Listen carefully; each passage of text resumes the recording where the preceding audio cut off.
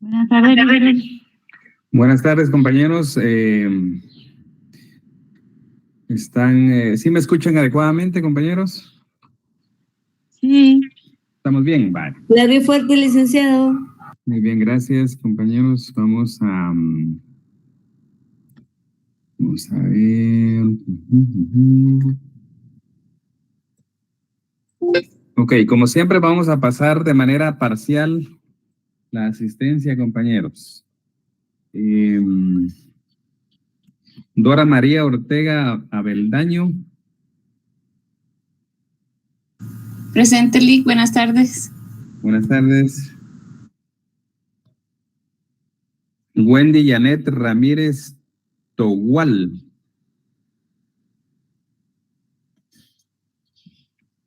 Wendy Janet no está presente. Ramírez Togual. Bien, buenas tardes, licenciado. Muy bien.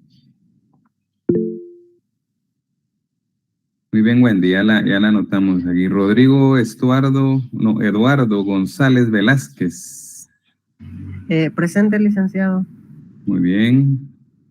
Telma Alejandra Gamarro Cano.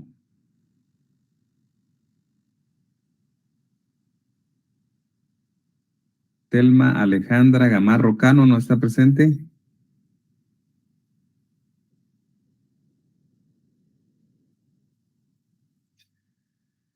Mildred Daniela Paredes Vides. Buenas tardes, licenciado. Presente. Muy bien, gracias. Buenas tardes. Edrei Iraní Callejas Ambrosio.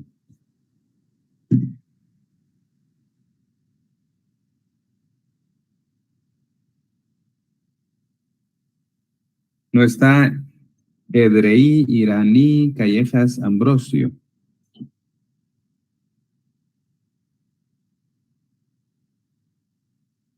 Carla Olivia Vázquez Ignacio. Presente, licenciado. Muy bien. Rosa Esther Figueroa de León. Presente, licenciado. Muy bien. Heidi Carolina Paredes Herrera. Buenas tardes, Lic. Presente. Muy bien, buenas tardes. Luis Enrique Alay Marroquín. Luis Enrique Alay Marroquín.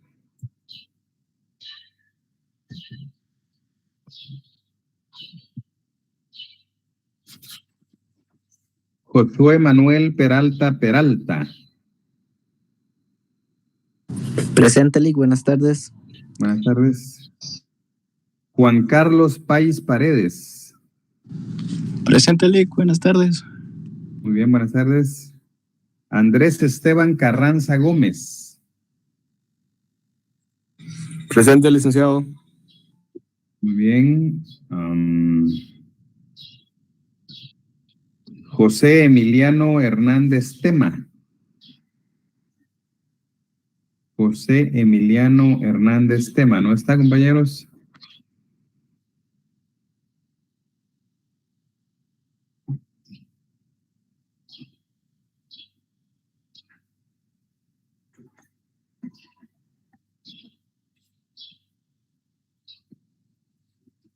Eliab Israel Pérez Marroquín. Presente, licenciado. Muy bien.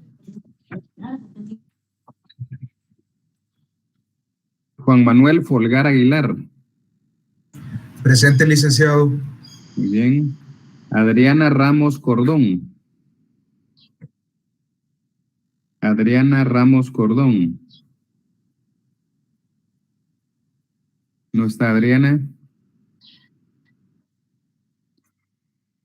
Alison Daniela Díaz López.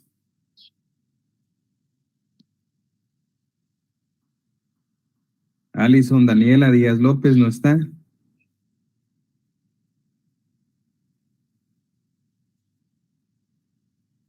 Ángel Roberto Colindres Martínez.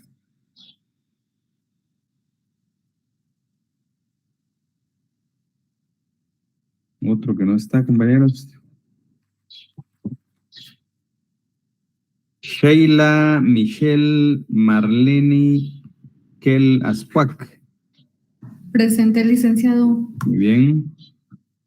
Flor de María Morales García. Presente, licenciado. Muy bien. Luis Arbelio Reyes Escobar. Presente, licenciado. Muy bien. Emerson Aldair Chetzican. Emerson no está presente, compañeros.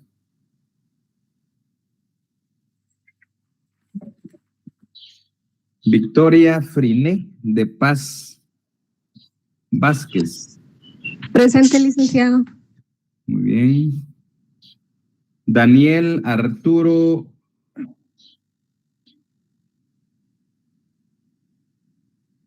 Rodríguez. Presente, licenciado. Muy bien. Magnolia Alejandra Silvestre Delgado. Presente, Muy bien. Bueno, en el tema de la asistencia parcial, ahí lo vamos a dejar, compañeros. Vamos a continuar con el tema que estábamos viendo, compañeros, el último día.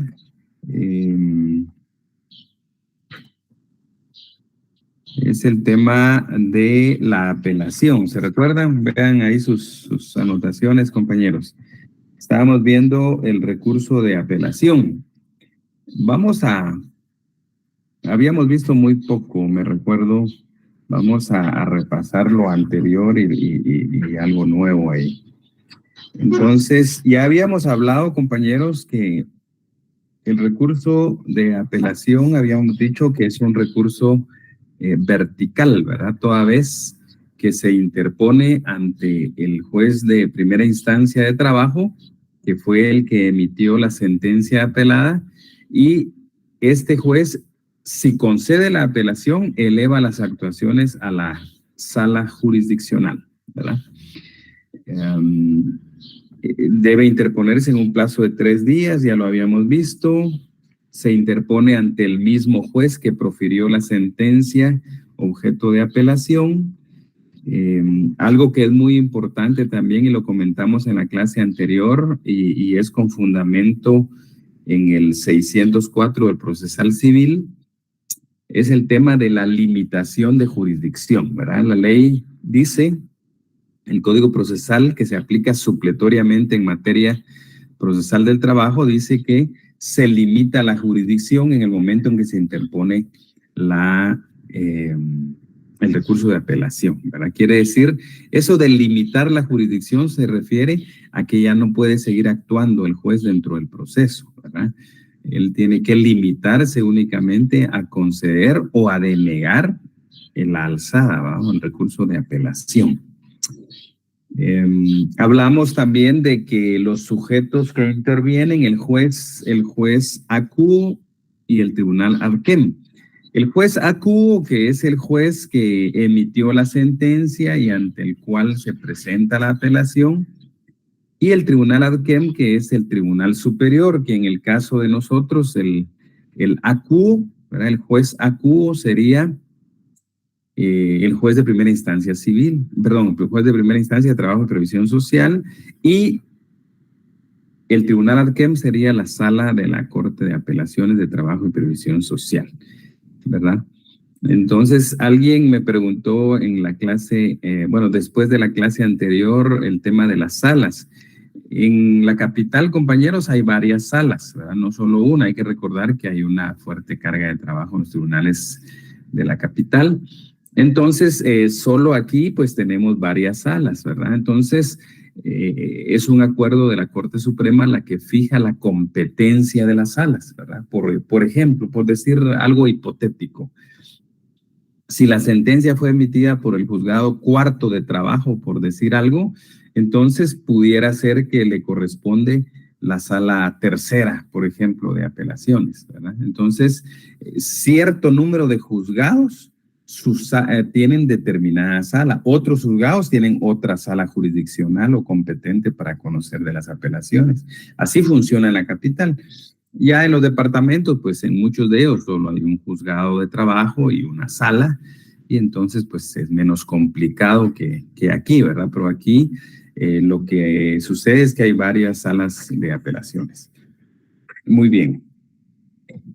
Vamos a ver. Bueno, una vez que el juez de trabajo estime que, por ejemplo, que no concede la apelación, es decir, que no le da trámite a la apelación, entonces, en ese caso, compañeros, surge la figura del ocurso de hecho. El ocurso de hecho, lo dijimos en la clase anterior, es una figura procesal que no está regulada en nuestro Código de Trabajo, ¿verdad? No se dice absolutamente nada del ocurso de hecho, ¿verdad? Ni siquiera se dice qué pasa si no se concede la apelación, ¿verdad? El Código de Trabajo no hace alusión a ese inconveniente.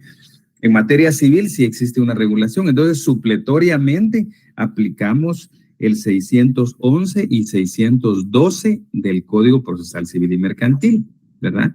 Que consiste en que si, por ejemplo, yo soy litigante, yo planteo una apelación, pero el juez la rechaza, no la concede, no la otorga, no admite para su trámite, cualquiera de esas frases se puede decir. Entonces, resulta que yo puedo acudir ante la sala jurisdiccional, ¿verdad? Siempre hay un plazo de 3 días para acudir, ¿verdad? Una vez que me notifiquen que no fue concedida la apelación, y yo estimo como litigante que debió el juez, pues admitido para su trámite la apelación, pues entonces me voy a la sala de apelaciones dentro de los 3 días siguientes, 3 días para interponer, ¿verdad? Eso se recuerdan que lo anotaron, 3 días para interponer el ocurso de hecho. El órgano inferior o el juzgado tiene que informar en 24 horas y se resuelve el ocurso en 24 horas, ¿verdad? Es decir, que son 3 días para interponer, 24 días de informe del juzgado inferior y 24 horas para resolver. 3 días, 24 horas, 24 horas. Esos son los plazos para ventilar un ocurso de hecho.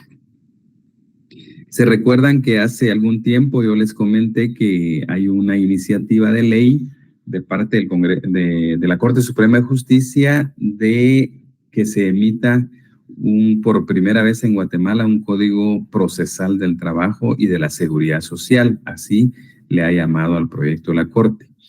Lamentablemente, pues es un proyecto que no ha sido analizado en el Congreso y, bueno, ya lleva algunos años de eso, pero traía a colación esto del proyecto porque lo que ocurre, compañeros, es de que ese proyecto es interesante porque la idea es que ya no se aplique supletoriamente el procesal civil y mercantil. Es decir, que todas las figuras procesales laborales estén en ese código y que no estemos usando supletoriamente el Código Procesal Civil y Mercantil. Esa es una de las ideas importantes.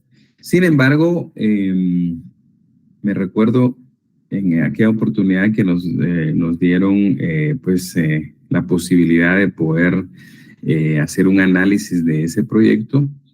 Entonces, precisamente yo les pregunté, ¿qué hicieron el ocurso de hecho? O sea, ¿qué pasa si me deniegan la apelación? En la práctica, actualmente, pues aplicamos el procesal civil y mercantil.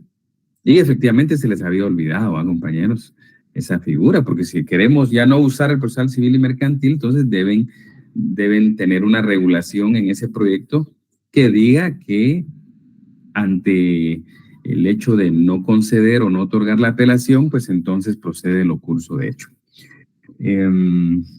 Es algo importante, ¿verdad? Hay que recordar de que hay que garantizar el derecho de defensa, ¿verdad, compañeros? La tutela judicial efectiva como principio debe ser observado y entonces se le tiene que dar la posibilidad, porque imaginémonos, compañeros, que un juez de trabajo, ya sea por error o por mala fe, malintencionado, de repente no admite para su trámite una apelación. ¿Y qué pasaría si si no hubiera una vía procesal para atacar eso? ¿Verdad? Entonces ahí terminaría, ya no habría una segunda instancia por un capricho o un error del juez de primera instancia de trabajo, por ejemplo, ¿verdad? Entonces se aplica entonces en este caso el curso de hecho. Bien, ese es un camino, ¿verdad, compañeros? El camino es una posibilidad, ¿verdad? Que no admitan para su trámite o no concedan la apelación y entonces se puede ir al curso de hecho. Pero la otra posibilidad, compañeros, es que se admita para su trámite la apelación, ¿verdad? Por eso les dije en la clase anterior que eran dos caminos, dos vías, ¿verdad? Ya vimos una, si la rechazan, pues entonces vamos a un curso de hecho.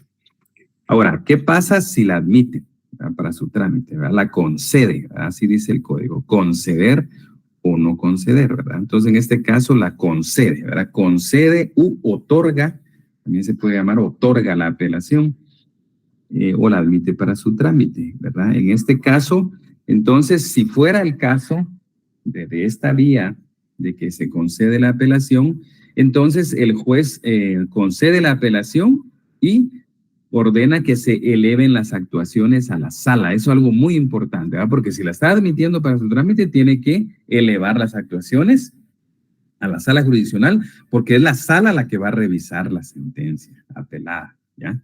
Entonces, ojo con eso, compañeros. Si concede la apelación, debe ordenar que se eleven las actuaciones a la sala jurisdiccional, ¿verdad? De trabajo y previsión social. Muy bien. Ahora veamos el código, compañeros. Veamos el artículo.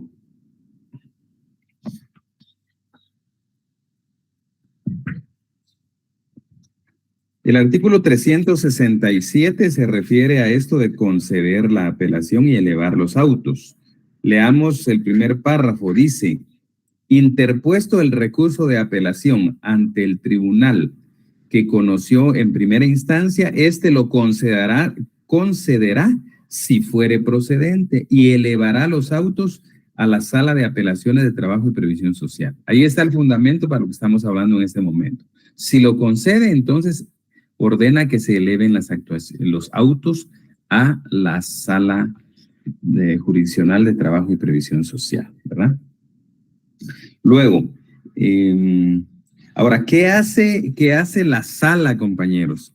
Esta es otra etapa que pueden, digamos, marcarla con un recuadro que sería los motivos de inconformidad, esa etapa de motivos de inconformidad, ¿verdad?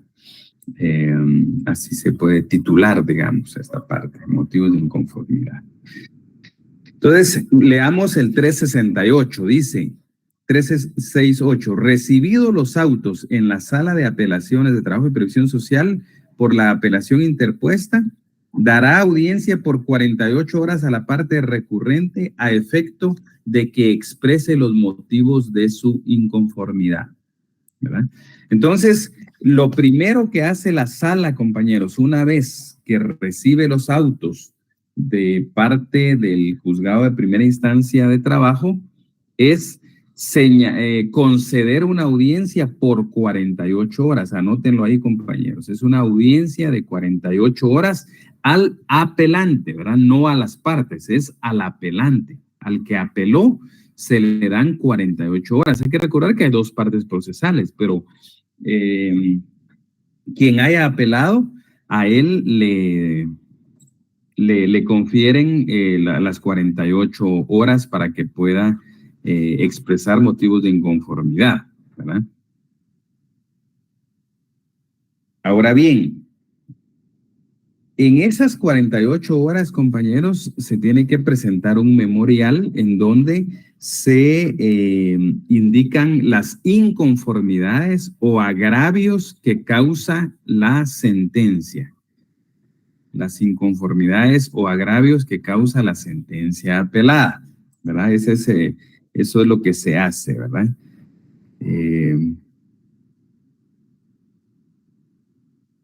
Ahora, ¿qué es agravio? La Corte de Constitucionalidad, compañeros, ahora que estamos hablando de agravio, la Corte de Constitucionalidad ha dicho que el agravio es un menoscabo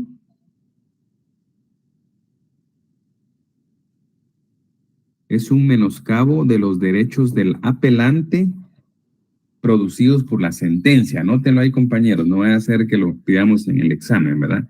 Que es agravio, ¿verdad?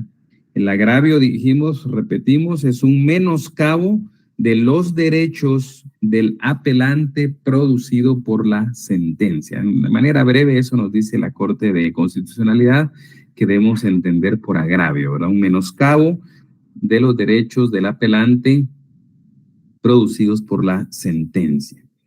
Muy bien. Entonces, eso es los motivos de inconformidad, esa etapa que estamos platicando. Y la Corte también ha dicho que en estos motivos de inconformidad deben consistir en una crítica razonada de los argumentos de la sentencia. Eso ha dicho la Corte también. Repito, la Corte de Constitucionalidad ha dicho también que estos motivos de inconformidad constituyen una crítica razonada de los argumentos de la sentencia. Hay que recordar que el juez, para emitir la sentencia, tuvo que emitir ciertos argumentos, ¿verdad?, sobre los cuales resolvió en determinados sentidos. Se recuerdan que eso lo habíamos hablado el otro día y que es precisamente la ratio decidendi, ¿verdad?, que es la razón para decidir. El juez tiene que decir cuál es la razón que tiene para poder decidir en un determinado sentido. Entonces, eso sería, compañeros, en relación a los motivos de inconformidad.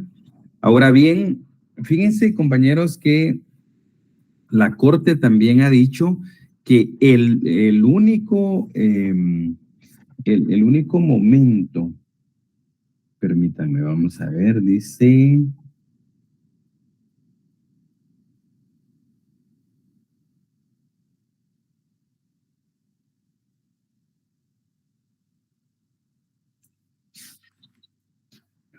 La Corte nos ha afirmado varias veces, compañeros, que esta es la única oportunidad procesal para expresar agravios. Ojo, compañeros, si en esas 48 horas no expresamos agravios, aunque siga la apelación, yo no puedo expresar agravios en otro momento. Por ejemplo, pensar en expresar agravios en la vista, por ejemplo, como algunos pretenden. Eso, no solo no es técnico, sino que la sala no va a tomar en consideración esos motivos de inconformidad, dado que se está haciendo en un momento procesal posterior, ¿verdad? Ya precluyó el momento procesal para poder expresar agravios. Entonces, repito, la Corte de Constitucionalidad ha dicho también que en esta audiencia que estamos hablando de 48 horas, es el único momento procesal para poder expresar agravios. No hay otro momento, ¿verdad? Entonces, hemos escuchado a veces en la práctica compañeros que dicen, es que se me pasó la audiencia de 48 horas, pero en la vista yo voy a expresar agravios. Eso ya no lo puede tomar en consideración la sala, ¿verdad? Porque el momento procesal son las 48 horas, ¿ya? Entonces, hablando de esta etapa, repetimos que es el único momento procesal oportuno para expresar agravios. No hay otro momento. Y eso tiene relación cuando veamos lo de la vista, ¿verdad? Muy bien. Ahora,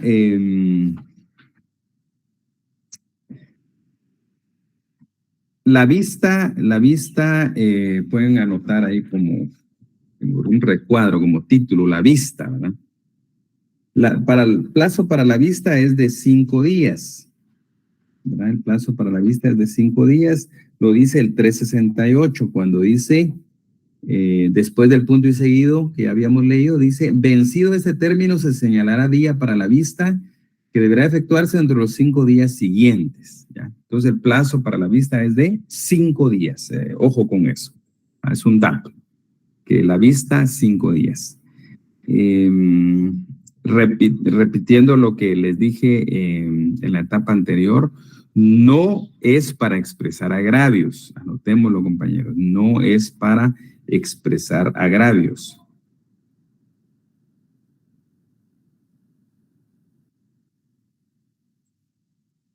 Otra cuestión importante y que lo hace diferente de procesal civil, compañeros, del juicio ordinario civil, es que en este caso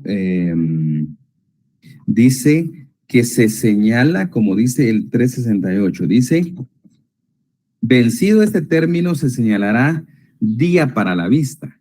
Fíjense, dice se señalará día para la vista, no dice día y hora, como lo dice procesal civil, es una diferencia. En procesal civil dice se señalará día y hora. Por ejemplo, le dicen a usted la vista es el 15 de abril a las 10 horas. En cambio, en laboral solo señalan día para la vista. La vista va a ser el 15 de abril, no dicen la hora. Entonces quiere decir que usted dentro del horario ordinario de los de atención de los juzgados, es decir, de 8 de la mañana a 3:30 de la tarde, en cualquier momento de ese tiempo usted puede presentar sus alegatos, ¿verdad? Porque, repito, el código dice que se señala solo día para la vista, no dice hora, solo día para la vista, ¿sí? Entonces es todo el día, y todo el día laboral del juzgado, ¿verdad? No son las 24 horas, no. Es de 8 a.m. a 15:30 p.m. Dentro de ese tiempo se presenta. Ahora, ¿qué se presenta en la vista? Son alegatos, ¿vale? Ambas partes presentan alegatos escritos, ¿verdad? Esto también con fundamento en procesal civil porque el Código de Trabajo no lo dice, ¿verdad? Entonces, lo que se hace es presentar un memorial por cada parte que contiene alegatos, ¿verdad? Se presentan alegatos. Entonces, normalmente le decimos alegatos del día de la vista, ¿ya? Así se titula eso, son alegatos del día para la vista de la sentencia apelada, ¿no? Se puede poner. Muy bien. Ahora, ¿cuál es el objeto fundamental de la vista?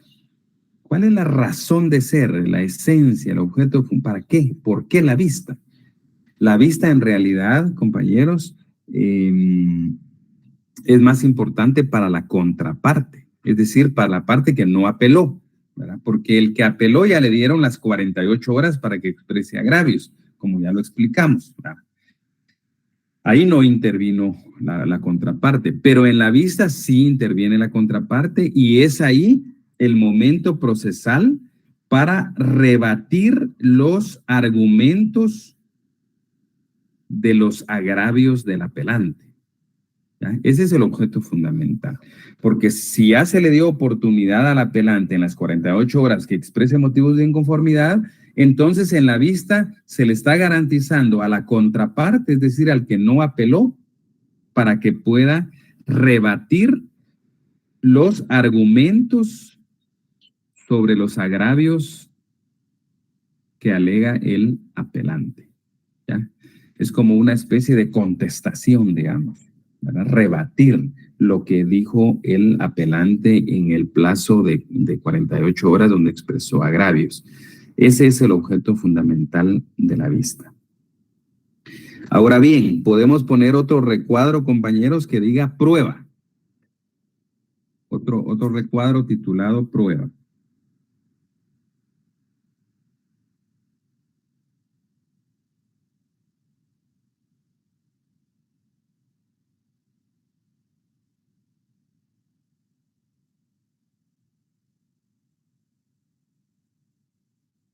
Podemos anotar que, veamos el 369, compañeros. Dice, si dentro del término de 48 horas concedido al recurrente, pidiere que se practique alguna prueba denegada en primera instancia en la cual hubiere consignado su protesta, el tribunal, si la estima procedente, con noticia de las partes, señalará audiencia para la recepción de prueba o pruebas solicitadas que deberán practicarse en el término de 10 días. Entonces, compañeros, podemos anotar ahí, ya de manera más concreta, en este tema de la prueba, que el apelante, ¿verdad? El apelante en esas 48 horas puede, en esa audiencia de 48 horas, puede pedir que se practique la prueba, que haya sido rechazada en primera instancia y que haya sido protestada. Ojo con eso, compañeros, porque si allá en primera instancia me rechazaron la prueba, pero yo no la protesté, ¿verdad? En ese caso, pues entonces no podría yo en este momento pedir que se pueda, digamos, recibir la prueba.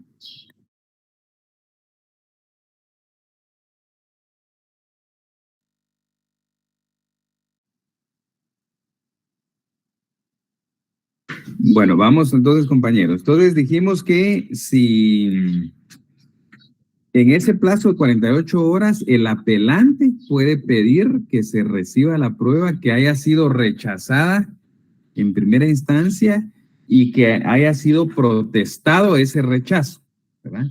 Eso es que haya sido protestado ese rechazo. Ese es el requisito fundamental, ¿verdad? Si no ha habido protesta, compañeros, no se va a admitir esa prueba. ¿Por qué razón, compañeros? La apelación, todas las apelaciones en el derecho no se consideran para recibir pruebas. Es decir, que lo normal es que dentro del trámite de la apelación no haya prueba. Ahora bien, de manera excepcional,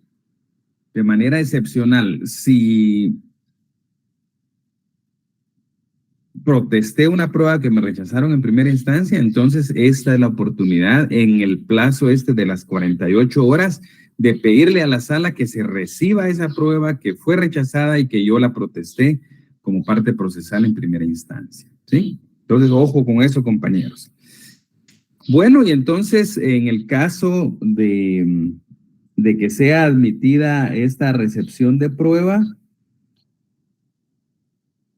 se señala audiencia, dice audiencia en un plazo, dentro de un plazo de 10 días, ¿verdad? El plazo es importante, ¿verdad? Se señala audiencia en un plazo de 10 días para recibir esa prueba. Esto está con fundamento en el 369. Muy bien.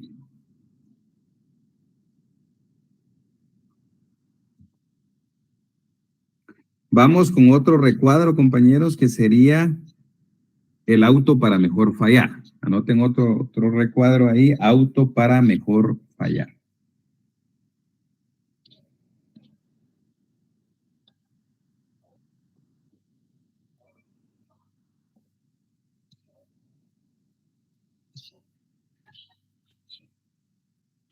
Bueno, ¿quién se recuerda del auto para mejor fallar que hablamos, compañeros? Alguien que me diga algo en relación al auto para mejor fallar.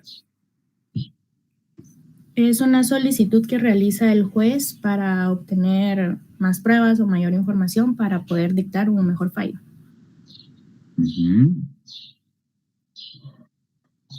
¿Solo se puede realizar una vez? Puede realizar eso una vez, sí, estamos bien. Y si a mí no me gusta, compañeros, como parte procesal de que el juez haya decretado auto para mejor proveer.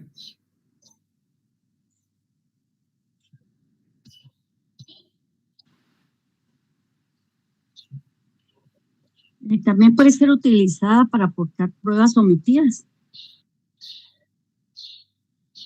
Bueno, que mencionó que era inimpugnable, licenciado. Sí, era inimpugnable, sí, exacto. Eso es muy importante, compañeros, que no cabe recurso alguno, es inimpugnable y entonces Y también hay que tomar en cuenta, compañeros, que anoten ahí donde estamos, auto para mejor fallar, que es inimpugnable y que no es viable el amparo en contra del auto para mejor fallar, ¿sí? Eso también lo ha dicho la Corte de Constitucionalidad, que no es viable el amparo en contra del auto para mejor fallar, porque lo que pasa es que con anterioridad, compañeros, si, por ejemplo, en un juicio ordinario laboral decretaba un auto para mejor fallar, como dice el artículo, que es inimpugnable, entonces no había que agotar un recurso ordinario, ¿verdad? Dentro de la justicia ordinaria. Entonces muchos abogados lo que hacían era presentar amparos, ¿verdad? De una vez amparo, porque ya no había, hay que recordar que hay un principio de definitividad en materia de amparo, en virtud del cual hay que agotar los recursos o procedimientos ordinarios que la ley establezca previo a plantear la acción constitucional de amparo. En este caso, como la misma ley declara que es inimpugnable el auto para mejor fallar, entonces muchos abogados planteaban el amparo y antes se le daba trámite a esos amparos. Sin embargo, la Corte hizo lo que se llama innovación jurisprudencial o giro jurisprudencial, es decir, cambió su criterio, que eso también lo permite el artículo 43 de la Ley de Amparo. Cambió su criterio en el sentido de que ya no se admite, es decir, declaró que era inviable el amparo en contra del auto para mejor fallar. Anoten eso, compañeros, es inviable el amparo en contra del auto para mejor fallar. Eso es muy importante, inviable. Ahora bien, si yo considero, compañeros, si yo considero que el auto para mejor fallar, vulnera derechos constitucionales, entonces no planteo amparo ahí porque la Corte dijo que es inviable, pero sí puedo,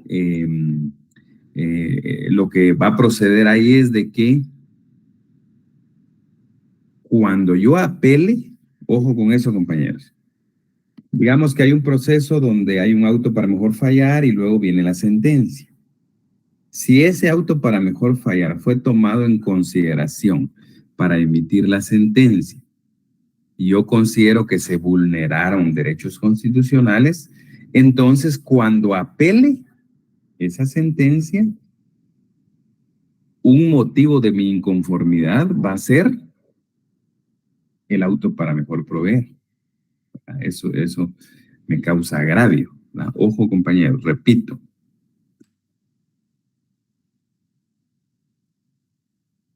Si hay un auto para mejor fallar o mejor proveer, luego hay una sentencia, la sentencia estima o toma en consideración el auto para mejor fallar para resolver en determinado sentido.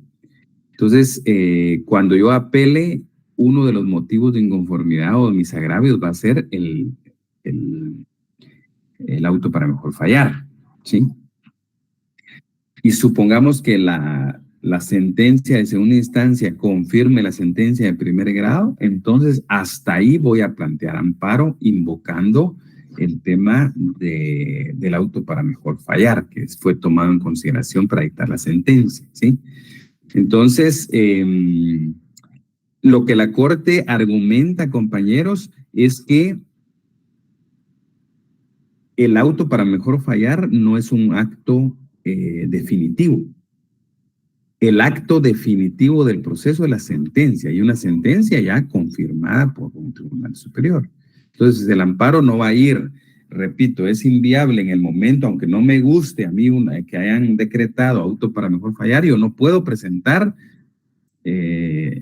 amparo, sino que debo esperarme hasta que el acto definitivo, que sería la sentencia que confirme, por ejemplo, la sentencia de primer grado, contra esa voy a interponer el amparo, que entonces en todo caso el acto reclamado en la acción constitucional de amparo va a ser la sentencia de segundo grado. Ojo, compañeros, esto es para todos los amparos laborales, ¿verdad? Digamos, el amparo es en contra, digamos, el acto reclamado es la sentencia de segundo grado, porque esa sentencia está confirmando lo que hizo el juzgado de primera instancia de trabajo. Entonces yo no ataco la sentencia de primera instancia con el amparo, sino ataco como acto reclamado la sentencia de segundo grado que confirmó la anterior. Así funciona.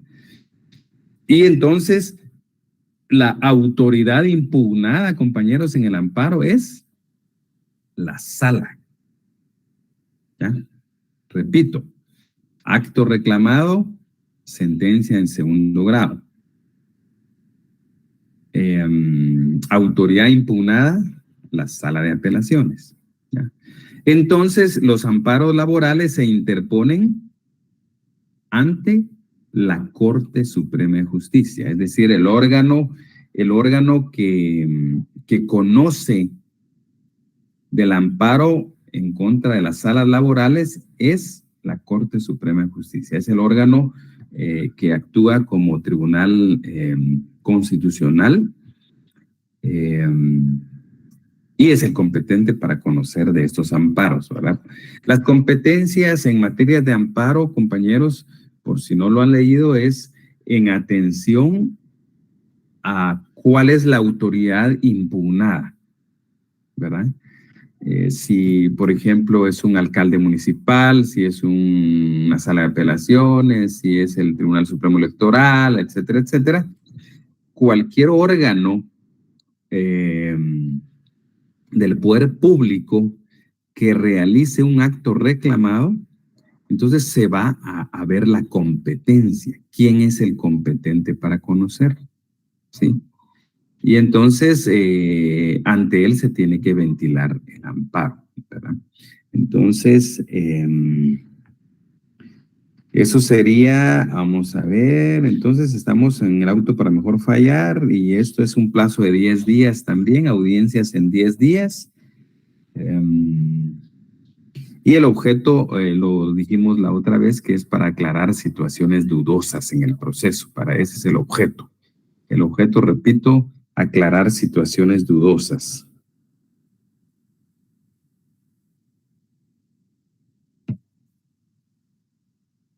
Luego viene otro recuadro, compañeros, que sea la sentencia, ¿verdad? La sentencia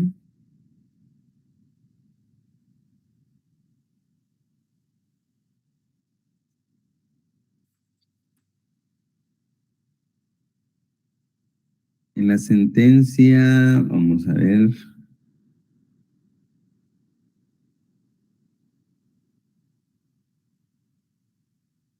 Los sentidos en que se dicta la sentencia, ojo con eso, compañeros, porque nuevamente lo preguntamos en el examen, ¿verdad? ¿En qué sentidos? ¿En qué sentidos se emite la sentencia en segunda instancia?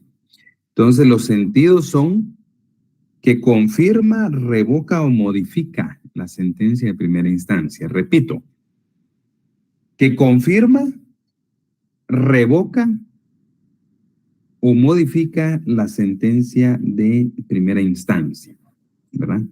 Entonces, la sala, compañeros, si en caso confirme lo que está diciendo es que está de acuerdo con lo resuelto en primera instancia, pero pudiera ser que revoque, es decir, que no esté de acuerdo con lo resuelto por el juzgado de primera instancia, entonces lo revoca. Y por último, lo puede modificar, ¿verdad? Puede ser de que algunas cosas le parezcan, otras no, entonces puede modificar la sentencia en un determinado, ¿verdad? Entonces, esos son los sentidos en que se dicta la sentencia de segunda instancia.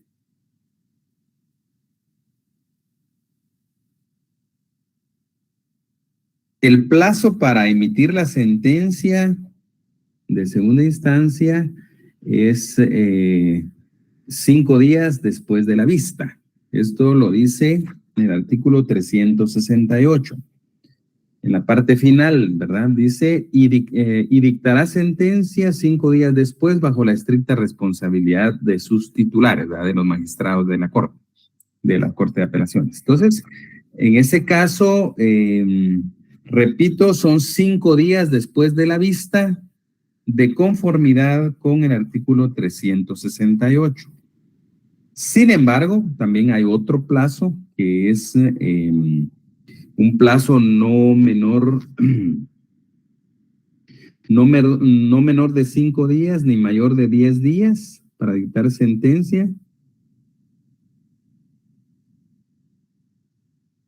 Cuando o después, mejor dicho, después de recibida la prueba. Repito, no menos de 5, no más de 10 días después de recibida la prueba. Eso está con fundamento en el artículo 369.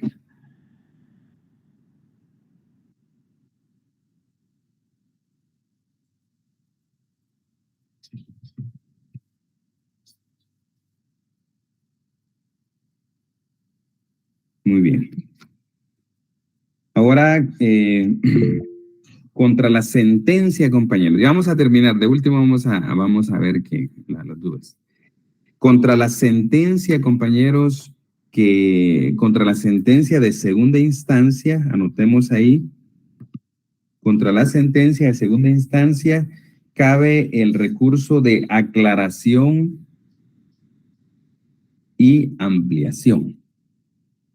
Repito, contra la sentencia de segunda instancia caben los recursos de aclaración y ampliación. Esto tiene fundamento en el artículo 373 del Código de Trabajo. 373, Código de Trabajo. Dice ese artículo, véanlo ahí en su código, compañeros. Dice, contra las sentencias de segunda instancia no cabe más recurso que los de aclaración y ampliación, ¿verdad? Entonces ahí está el fundamento. Aclaración y ampliación son los únicos recursos. Ante la posibilidad que preguntáramos en el examen, compañeros, diríamos que los recursos de aclaración y ampliación son los únicos recursos que caben contra la sentencia de segunda instancia, ¿verdad? No hay más recursos, ¿verdad? Después de eso ya dijimos que podría proceder el amparo, ¿verdad? Porque ya se ventiló el proceso ordinario laboral en sus 2 instancias, y si estoy inconforme con la sentencia de la sala, entonces planteo la acción constitucional de amparo ante la Corte Suprema de Justicia, y si no me parece lo que resuelva la Corte Suprema de Justicia, pues entonces puedo apelar el amparo, y entonces como consecuencia de la apelación, pues las actuaciones se elevan a la Corte de Constitucionalidad, ¿verdad? Que ustedes saben que es el tribunal de apelaciones en materia constitucional, ¿verdad? Entonces, por eso es que muchos procesos laborales terminan en la 11 Avenida, ¿verdad, compañeros? En la Corte de Constitucionalidad, precisamente porque se agota primera instancia, se agota segunda instancia, se agota primera instancia de amparo ante la Corte Suprema de Justicia, y la segunda instancia del amparo es ante la Corte de Constitucionalidad, ¿verdad? O sea, son prácticamente 4 órganos jurisdiccionales que intervienen. Repito, la primera instancia es ante el juez de trabajo y previsión social, ¿verdad? La segunda instancia es ante la sala de la Corte de Apelaciones. La primera instancia del amparo es ante la Corte Suprema de Justicia, y la segunda instancia del amparo es ante la Corte de Constitucionalidad. Vamos a ver, compañera Madeline. Yo tenía una duda respecto a los plazos de la sentencia. ¿Cuál sería el plazo correcto? Por ejemplo, si usted nos preguntara que cuál es el plazo para dictar sentencia, ¿sería decir de 5 días después de la vista o decir máximo 10 días? Fíjense que lo que pasa que son 2 cosas distintas, digamos. Lo que lo hace diferente es que haya o no haya prueba. Normalmente no hay prueba. Por eso dice el 368 que el plazo para dictar la sentencia después de la vista es de 5 días, ¿verdad? Porque en ese caso no están contemplando la prueba, ¿verdad? Entonces, digamos que si no hay prueba, son 5 días después, dentro de los 5 días siguientes a la vista que se dicta la sentencia. Sin embargo, el otro supuesto es que haya prueba. Si hay prueba, entonces son no menos de 5 ni más de 10 después de recibida la prueba, ¿verdad? Entonces, lo que, digamos, la idea fundamental para que usted lo distinga es si hay o no hay prueba. Si no hay prueba, entonces 5 días después de la vista. Pero si hay prueba, son no menos de 5 ni más de 10 después de recibida la prueba, ¿verdad? Así sería. Y en todo caso, la pregunta tendría que ser clara, ¿verdad, compañeros? Digamos, si hay prueba, ¿cuál es el plazo? Si no hubiera prueba, ¿cuál es el plazo? ¿Verdad? ¿Estamos ahí, compañera? Gracias. Muy bien. ¿No hay otra pregunta, compañeros? Disculpe, licenciado. el último artículo que dijo fue el 372. No, 373. Muchas gracias. Sí, 373, que son los recursos que caben en contra de la sentencia de segundo grado. O sea, Andrés. Sí, disculpe, licenciado, ¿podría repetir de lo que habló del amparo acerca de la primera instancia, segunda instancia? Y luego, eso que repitió, eso se me trabó la señal y ya no puedo escuchar bien. Muy bien, lo vamos a repetir porque creo que es importante para todos, compañeros. Vean. Tenemos que tener presente, compañeros, de que hay una justicia ordinaria y una justicia constitucional. Cuando no tenemos claro eso, compañeros, hay estudiantes o incluso abogados que dicen, no, es que el amparo es una tercera instancia. Y eso no es así, ¿verdad? El amparo tiene una primera y segunda instancia en el ámbito constitucional. Y en el ámbito ordinario hay una primera y segunda instancia. Ustedes se recuerdan que la propia Constitución Política establece que en todo proceso no pueden haber más de 2 audiencias. Perdón, más de dos instancias, ¿sí? Hasta 2 instancias. Cuando dice eso, compañeros, es que hay procesos de 1 instancia y 2 instancias, ¿sí? Porque pueden ser hasta 2, pero no siempre 2, pero no pueden ser más de 2, ¿verdad? No puede ser que... Entonces, algunos erróneamente dicen, es que el amparo constituye una tercera instancia en materia laboral. Ese es un error gravísimo, porque la primera idea, compañeros, que tenemos que tener claro es de que hay justicias distintas. Una es la justicia ordinaria y otra es la justicia constitucional. Ahora bien, hablemos de la justicia ordinaria. En la justicia ordinaria hay una primera instancia del juicio ordinario laboral ante el juez de trabajo, de primera instancia. Esa es la primera instancia del juicio, ante el juez de trabajo y previsión social. Y la segunda instancia, por la apelación que se pudiera interponer, la segunda instancia es ante la sala de la Corte de Apelaciones de Trabajo y Previsión Social, ¿verdad? La sala de la Corte de Apelaciones de Trabajo y Previsión Social. Ahí se da por agotada la justicia ordinaria. Si yo soy parte procesal y no estoy conforme con cómo se resolvió ese caso, entonces me voy a la otra justicia, que es la justicia constitucional, ¿verdad? Y entonces ahí empieza la primera instancia de justicia constitucional, que sería en los juicios laborales ante la Corte Suprema de Justicia, ¿sí? La Corte Suprema de Justicia, y la autoridad impugnada es la Sala de Apelaciones, ¿verdad? Repitiendo, autoridad impugnada, Sala de Apelaciones, acto reclamado es la sentencia en segundo grado, ¿verdad? Sentencia en segunda instancia. Muy bien.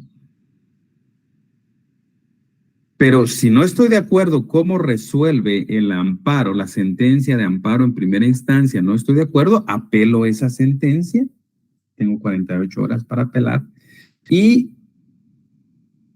el expediente se va a la Corte de Constitucionalidad, que es el tribunal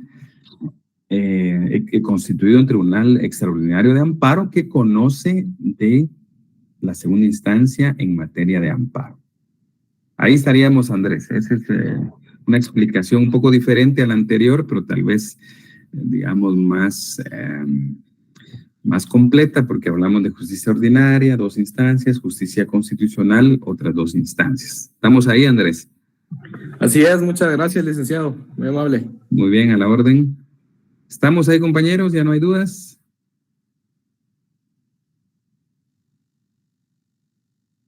Muy bien, compañeros. Siempre es un gusto saludarlos y feliz tarde. Nos vemos. Ahí está Silvana. Solo una pregunta, Lick. Sí, diga. Para el examen final, ¿vamos a tener algún cuestionario? No, porque entra todo el curso, como ya lo habíamos platicado, solo que entra más de lo último que vimos, ¿verdad? Lo que sí les voy a dar es un par de materialitos ahí, compañeros, para reforzar lo que hemos visto en estas últimas clases, ¿verdad? Entonces, eso les va a permitir poder estudiar en materiales, ¿verdad? Entonces, les vamos a dar ahí, yo pienso que el miércoles voy a tratar de tener listo uno o 2 materialitos para que puedan reforzarse ustedes, porque lamentablemente, pues prácticamente solo van a ser 4 clases, creo, para el final, ¿verdad? Las 2 de la semana pasada y las 2 de esta semana, creo, ¿verdad? Telma. Sí, dije es que no podía contestar y entonces para decirle soy Telma Granados, me estuvo llamando, gracias. Muy bien.